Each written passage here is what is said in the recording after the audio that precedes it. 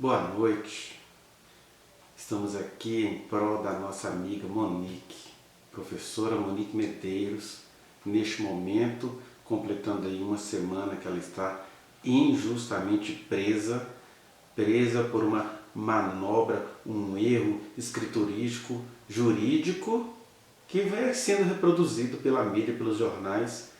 Mas Monique, seus amigos estão aqui fora fazendo o que podem por você. Falei meu nome, Alexandro, de Belo Horizonte. Tem a Amanda, lá de Recife, de Pernambuco. Tem a Mari, lá de São Paulo. E tantas outras pessoas, né? A Sheila. São pessoas com quem você vinha falando e você nos conhece bem. Nós estamos aqui para dizer que somos seus amigos e vamos lutar por você até onde a gente puder, até aquilo que nos disser respeito, até onde a gente puder alcançar. Mas eu quero falar com você também, hoje, antes da gente ouvir o doutor advogado Marcos Ferreira, ele vai nos dizer um pouquinho sobre essa questão do tribunal do júri, porque nós, amigos da Monique, entendemos que, como quem vai julgá-la é um público muito leigo, que não entende absolutamente nada dos trâmites jurídicos, que ela deveria ter falado alguma coisa, mas é claro, ela está cercada de pessoas que entendem também que ela não deveria falar. E falando, ficando calado, o fato é que neste momento ela está presa por manobras aí do seu ex-marido em conluio com membros do Poder Judiciário, porque quando a gente vai ao processo não tem nada correto ali, e como eu já disse em publicações anteriores, o ministro do STF, Gilmar Mendes, que é, na minha opinião, um bom ministro, que sabe avaliar as coisas com critério, dessa vez ele foi induzido a erro, vamos dizer assim, porque ele leu um processo que chegou para ele muito bem montado, porém reproduzindo coisas que já haviam sido resolvidas pela juíza Elizabeth Machado Louro. Por isso que ela tinha absolvido sumariamente a professora Monique, mas aí alguém foi lá, em conluio com gente poderosa e ao mesmo tempo impiedosa. Até Cristo já falava do juízo incompassivo, né? No caso aí, o Ministério Público incompassivo, porque o Ministério Público era para promover a justiça e não o justiçamento de uma mulher inocente. A propósito dessa questão da mulher inocente, é que eu quero conversar com você, porque hoje, antes do Dr. Marcos falar, a gente vai conversar com você um pouquinho sobre uma coisa que a população, a opinião pública pergunta muito. Por que a professora Monique não fala do Jairo? Porque tem-se o Jairo como o assassino, ele é o provável criminoso da história, pelo menos o histórico de crimes ele tem. Mas a pergunta é, por que a professora Monique não fala desse cara? E aí, junto com essa pergunta, vem outras. As pessoas dizem assim, eles ficaram aí passeando um mês antes de serem presos, como se nada tivesse acontecido. E uma outra acusação que fazem é que ela sabia sim das torturas, tem a conversa com a babá, enfim. Todas estas coisas estão explicitadas no depoimento de cerca de 11 horas que está aí publicado, está acessível a todo mundo. As pessoas não têm muita paciência para assistir aquilo com seus intervalos. Eu estou tentando fazer um trabalho de ir trazendo trechos desses depoimentos, e comentando-os. Mas vamos começar então pelas conversas que ela tinha com a babá. Primeira coisa, gente, esse processo é um processo muito complicado, porque até as conversas com a babá que estão lá nos autos, a professora Monique não recebeu o celular dela de volta. E um dos temores pessoais dela é que alguém está de posse desse celular e manipularam coisas que tem lá dentro. A gente pega as questões todas virtuais e as manipula. Aí depois fala, apareceu no Celebrate, aquele programa lá, acho que é judeu, né, israelense, de investigações. Só que as coisas são manipuláveis, muito manipuláveis, Tem até um Henri de mentirinha falando por aí, igual fizeram aí com a Elis Regina numa propaganda recente. Então a professora está no meio desse furacão de mentiras com cara de verdade. Desde algumas coisas que estão nos autos, por exemplo, os laudos, um processo sem foto, fizeram um laudo sem olhar o corpo do menino, sem registrar isso em foto. Não tem foto do corpo do Henri. Então, tudo que a gente sabe de 23 lesões, isso, aquilo, eu não estou aqui querendo justificar o Jairinho. O que eu estou dizendo é que essas coisas complicam a professora Monique, que conseguiu provar a sua inocência, e ela só iria a júri popular porque, a pedido do Ministério Público, ela não conseguiu provar que ela estivesse dormindo na noite que isso aconteceu, mas essa prova é tão ridícula que eles conseguem provar que o Jairinho estava conversando com uma de suas namoradas enquanto o Henri estava morrendo, não é? Então, sobre essa questão de que ela sabia das conversas com a babá, há muitas manipulações ali, e elas foram parar no processo do mesmo jeito que as manipulações que Leniel e o Ministério Público fizeram foram parar nas mãos do Gilmar Mendes, e ele inadvertidamente ordenou a volta imediata dela para a prisão, porque a estratégia é falar do crime do casal. Ah, Monique cometeu crimes junto com o Jairo.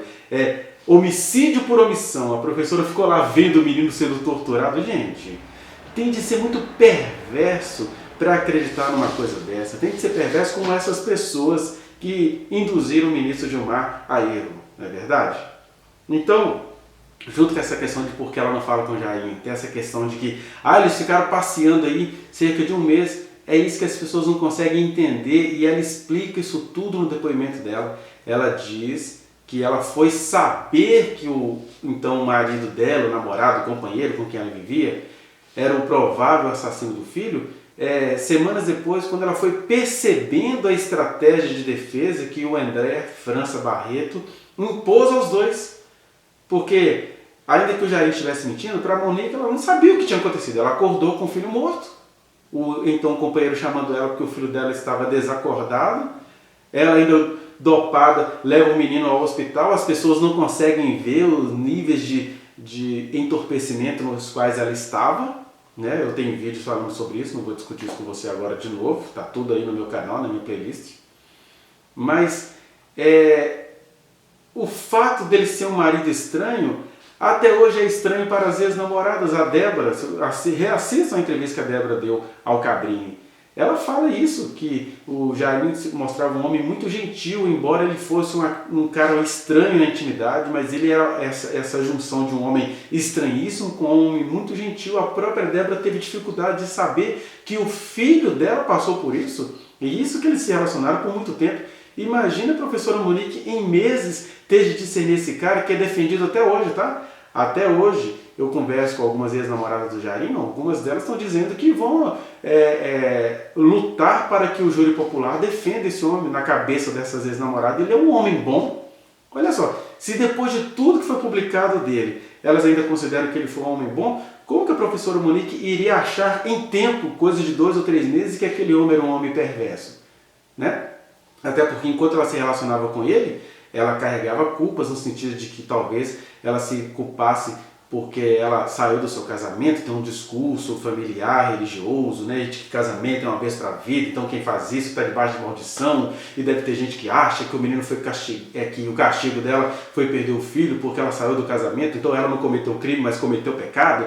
Aí começa essa farofeira toda que fica dominando aí as opiniões.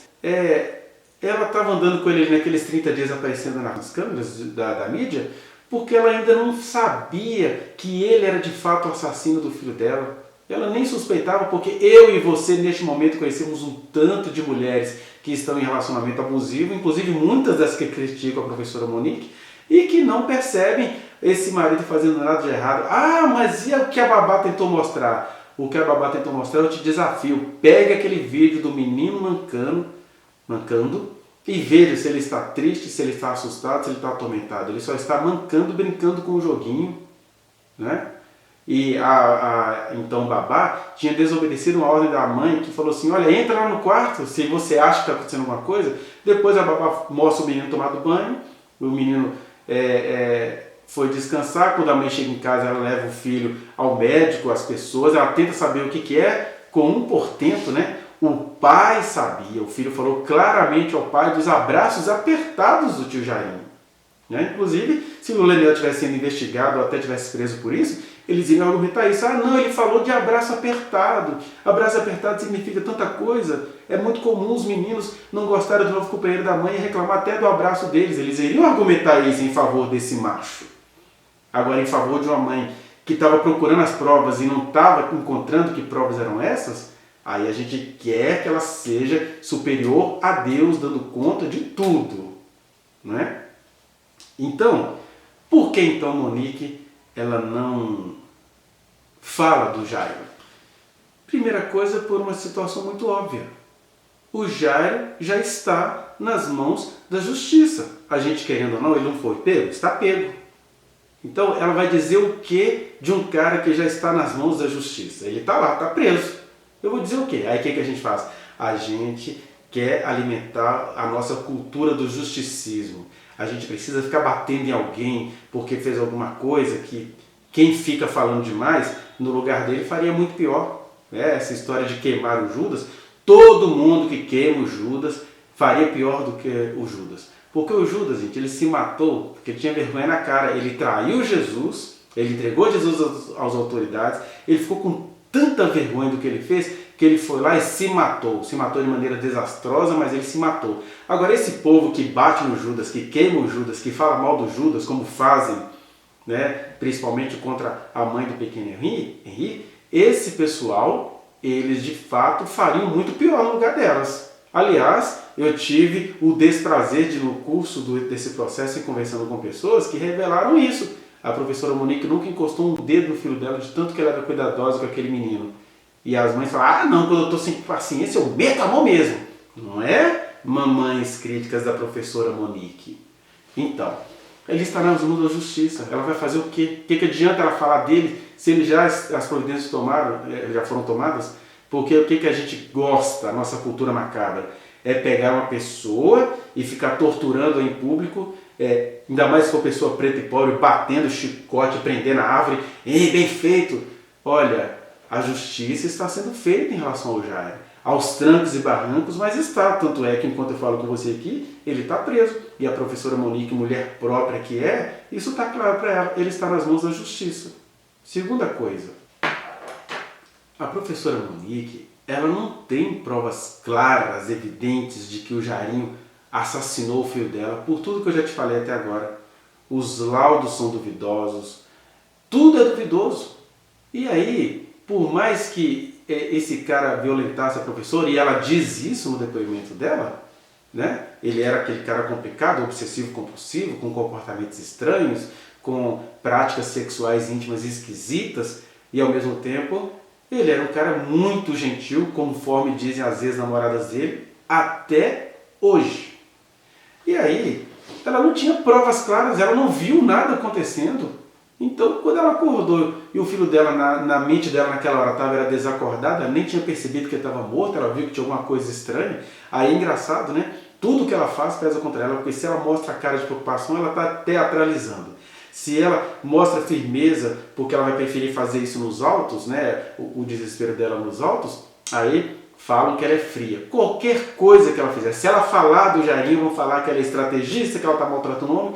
E o que ela está fazendo? O que ela pode fazer, que é ser justa com a situação. O cara está pego, já está preso, possivelmente ela carrega uma culpa, que é a culpa da pessoa vítima, né? Eu atendo muitas mulheres que passam por violência sexual, inclusive, e elas não conseguem falar muito, porque elas pensam assim, ai, por que eu estava lá? Por que eu estava morando com esse homem? Ah, por que eu estava no ponto de ônibus na hora que eu fui atacada? Ah, por que eu estava no meu quarto sozinha, trancada, e a minha mãe estava no outro... A pessoa se culpa porque a pessoa que estava do lado não conseguiu ver as violências que ela estava sofrendo.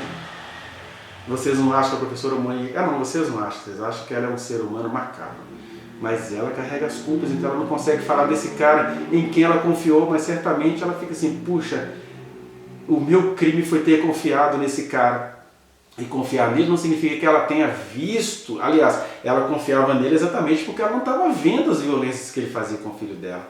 A juíza chega a registrar que todas as 3 vezes, isso não acontecia todo dia o dia inteiro, foram 3 episódios diferentes, onde a professora Monique estava ausente, mas o Henri estava sob cuidado de outras pessoas da confiança dela, seja a babá, seja familiares, alguém sempre esteve perto do menino.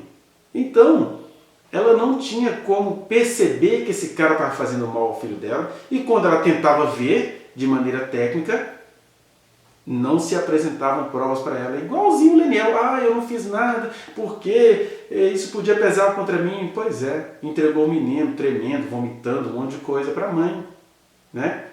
Que em qualquer outra situação, esse pai seria investigado também.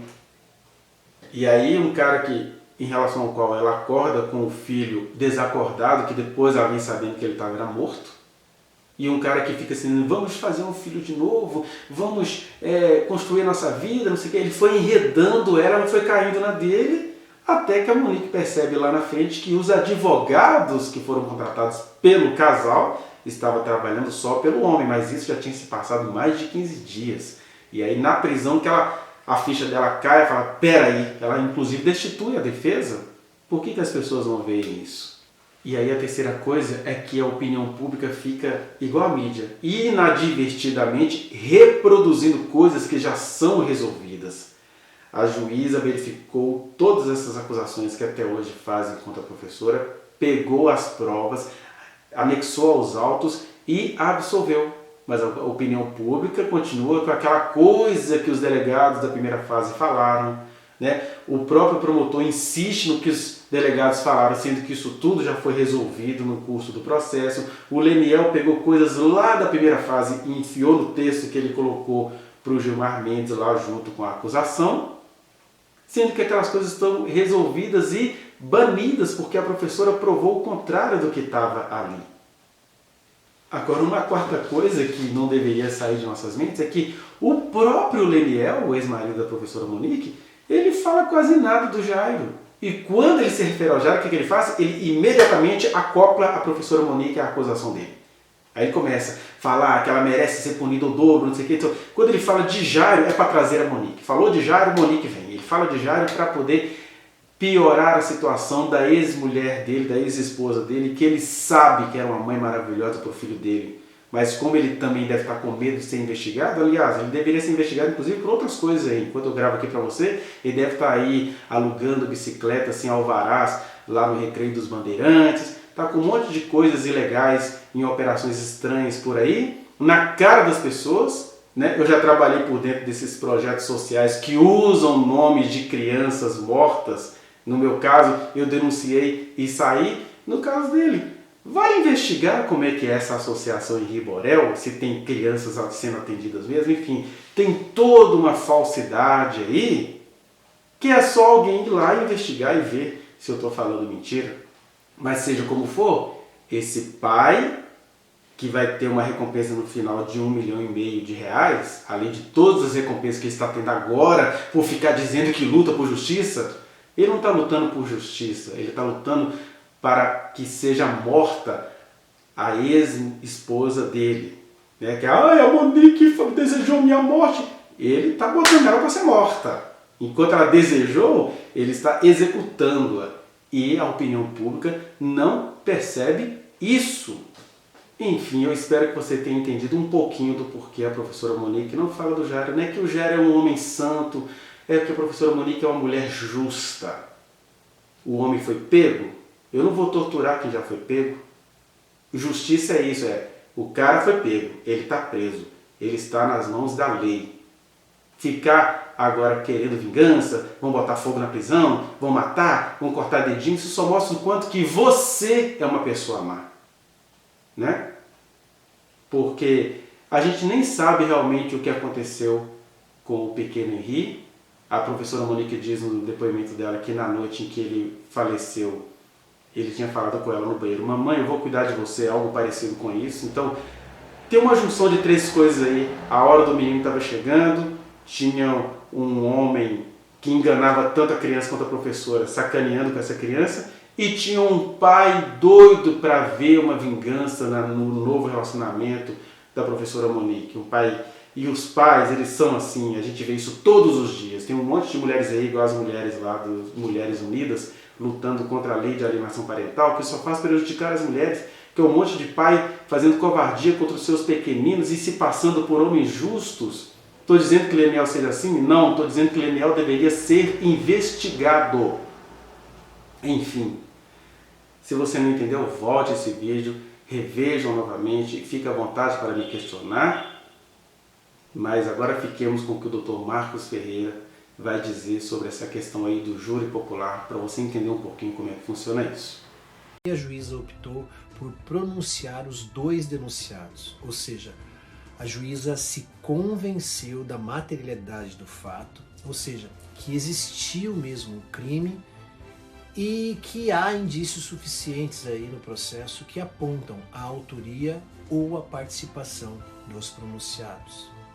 Mas, Marcos, essa decisão determina a certeza quanto ao envolvimento dos dois no ocorrido? Não, absolutamente não.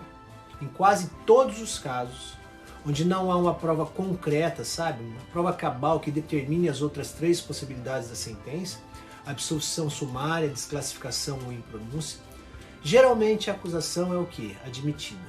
Isso precisa mudar. Eu explico.